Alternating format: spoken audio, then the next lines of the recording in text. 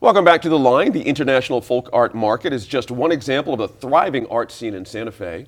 Another darling of the city is Meow Wolf, an arts and entertainment collective that has turned into a multi-million-dollar business, but not all Meow Wolf news is good right now. The company faces a lawsuit brought about by two former female employees alleging gender discrimination and violations of the New Mexico Minimum Wage Act. And Steph, the state and the city has certainly been throwing a lot of money at Meow Wolf. I've got an interesting question here that's been noodling in my head. If any of this turned out to be true and a difficulty for them, is that a difficulty for the city of Santa Fe as well? Because they're all in on Meow Wolf, certainly, No, and they not should be. necessarily. I mean, I think you can separate an entity or business from the city itself. I don't think that it's a huge But liability. I'm talking tax monies in it. Oh, that kind of thing. absolutely, Right. yes. I mean, if there have been significant investments made, then absolutely, I think that's hugely concerning. I think that regardless, though, I think we need to really look at what sort of mechanisms of accountability are in place. And, you know, I'm inclined, I know it's important to, you know, the presumption of innocence, but, you know, I think that these two individuals, it's scary to come forward, and my default inclination is to believe them and to, you know, for them, I think it's more than just being about the money. I think it's also about the accountability, and we were talking offline about ethics and morality and labor practices, and I think, you know, this really speaks to the need of investigating in the private sector. What does that look like? Right. You know, Harry, interestingly, I think one of the first questions one comes up with, you watch businesses grow, you do this as a prof over at the Anderson School, is high growth companies come with its own challenges. Absolutely. It's a very difficult thing to grow a headcount explosively. Right, yeah. Keep a culture intact, or even establish a culture that deals with the things these women are talking about. Talk on that a little bit. It's a hard thing. Well, let's start with the fact that we're talking about a company in the arts industry. So you may have this really great vision, and Meow Wolf has just this phenomenal vision that's very different from actually making a company work, starting to create policies and practices, expecting people to treat others fairly, dealing with the intricacies of independent contractors, you know, and local laws like the minimum wage law in Santa Fe. So we know that when you have a small company, the big challenge of growth is to scale up in terms of your systems so that you're able to manage legal issues, ethics, compliance, so on and so forth. Combine with that with the fact that you're talking about an industry which, to be charitable, isn't always particularly well run, and you really have a formula for this sort of thing, which again has not been, you know, adjudicated. But if it has happened, I think it really is indicative of broader problems with small companies. That's a good point there. You know, Crystal, interestingly, we're all sort of around the arts as New Mexicans. We're not immune to this. And the arts world has been having a vigorous conversation on its own shortcomings on things like discrimination, gender discrimination, race, pay equity. The art world is getting, getting with the program, so to speak. You can get away with a lot inside art world sometimes. Well, it's such a very diverse industry, especially, you know, I have a business that has creatives and has a need for the structure, project management, et cetera. You know, people forget that managing art people or art employees, it's a different type of mindset, right? Because if you manage them too difficult or in a rigorous way, then they lose the creativity. But if they're hired for creative purposes, like obviously you need to make sure that they're there.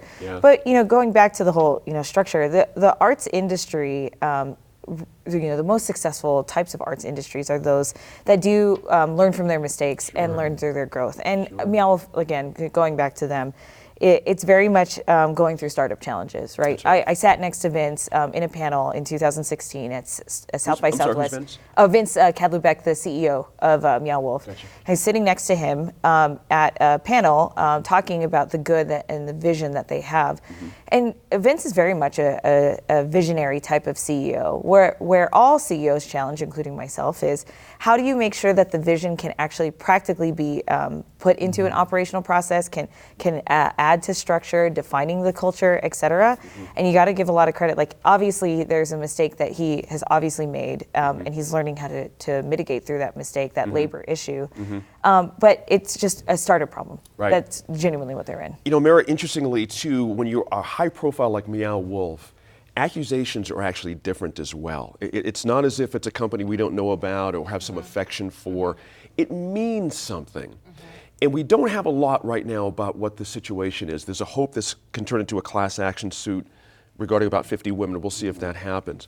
But can Meow Wolf actually get a fair hearing in the court of public opinion when there's an accusation made? Do you know where I'm driving at here? It's a difficulty.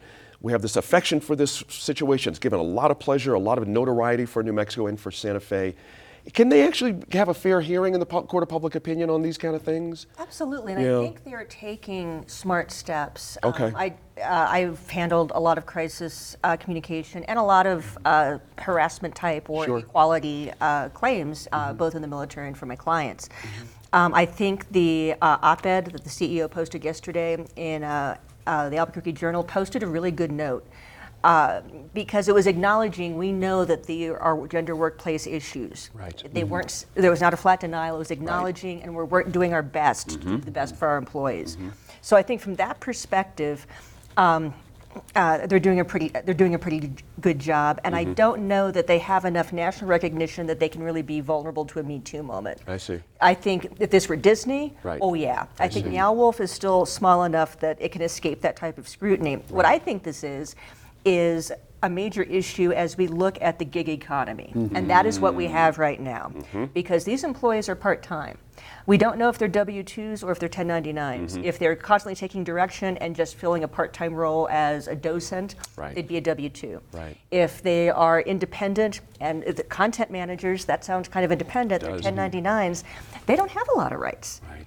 That's right. And it's a real gap, and I think all of us deal with that. If you're a Meow Wolf W-2 employee, you have phenomenal benefits. It is a great company. That's right. Just over half of their employees are full-time. So there are a couple interesting organizations nationally that have come up. One's iWorker, sorry. And it's focusing on building HR and benefits for gig employees. I see. Right. And and I also work with creatives, and I'm not an HR person by nature. I've had to learn a lot and hire. Bet you have. Yep. You have to hire the right people, and I think it's just hard because Meow Wolf is so out there, Right. and the nature of their product is going to be so ephemeral and constantly changing to stay current. Right. It's going to be hard to put that into a business process and put that into a business model. Good point there. Harry, just real quick here. The suit alleges, quote, a pattern and practice of subjecting female employees to different compensation, terms, conditions, and or privileges of employment than their male colleagues. And that sounds pretty straight ahead. Right. And it's going to be hard to prove, certainly, but can this work without that big class action deal? Or is this just an individual, one person having an issue with their company? Do It's you see going to what be the distinction really here? difficult. These are always fact-dependent cases. The employee has a massive disadvantage. Right. But picking up on Merritt's point, Please. if we're thinking about independent contractors versus people who are genuine employees, let's say they were both subject to that sort of treatment. Okay. It's going to be very difficult to include them in the same class action for exactly the reason that she talks about. Gotcha, good point there. All right, we're out of time with this group, unfortunately. Thank you all for coming in and talking through all these issues this week. Really appreciate it.